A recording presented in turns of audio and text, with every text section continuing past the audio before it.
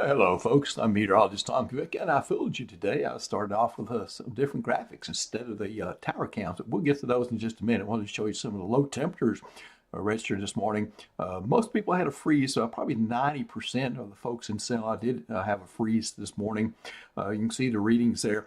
Upper 20s were common. 29 is a very common reading on the map. 30 here locally for Pineville and Alexandria.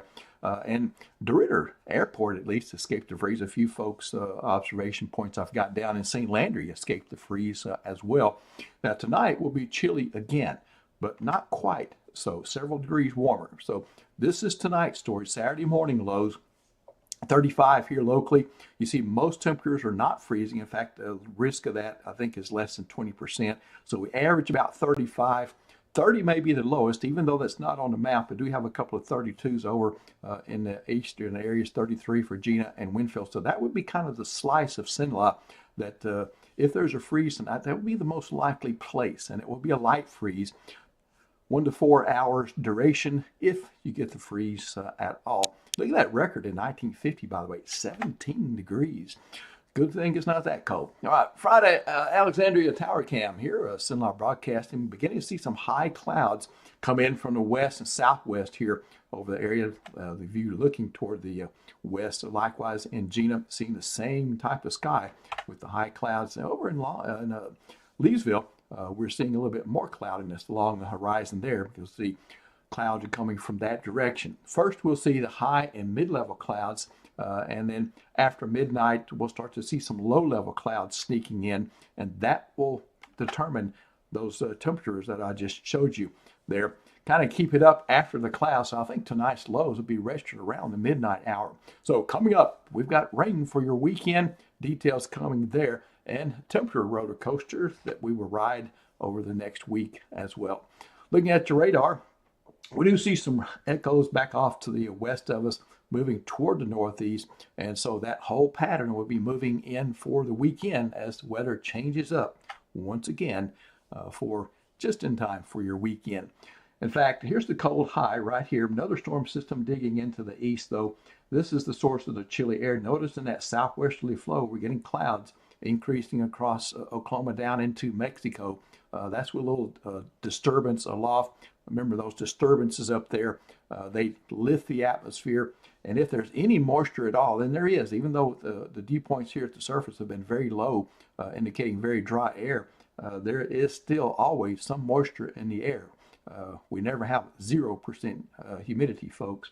All right, so change is coming for us this weekend. Here's the overall setup for your Saturday as the moisture does increase, but we kind of lack a identifiable disturbance initially. But once we get into Sunday, we'll see upper level system right here. You can see that dip in the jet stream there across the southern plains. And with the increasing moisture, and we'll have a pretty good flux of moisture coming in from the south. And so that will set the table for additional, perhaps locally heavy rainfall on Sunday.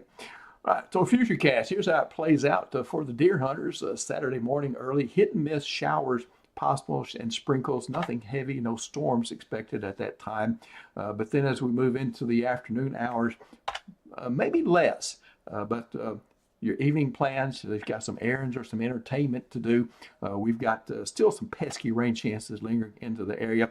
That will continue into Saturday night and into Sunday morning and will increase, I think, during the day on Sunday.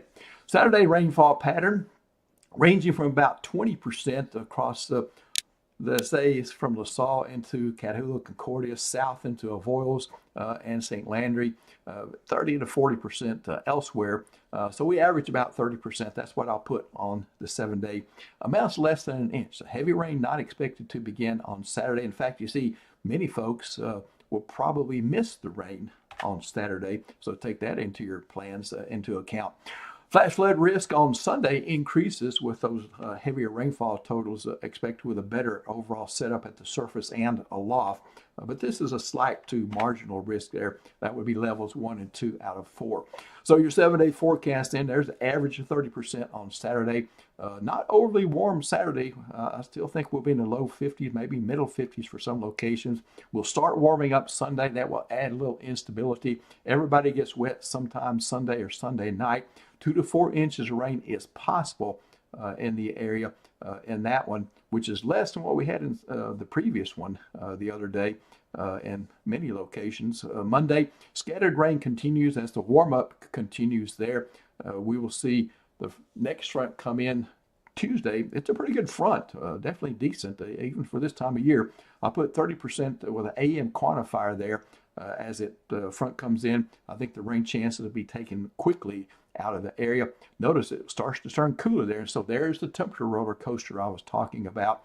As we see temperatures starting to come up slowly this weekend, the warmth makes a peak on Monday, and then it starts going back downhill for the rest of next week. And you see 3 mornings in the 30s coming up with probably at least 1 or 2 freezing. That would be most likely on Thursday and maybe Friday again. So a chill returns to Cenla there after some rain.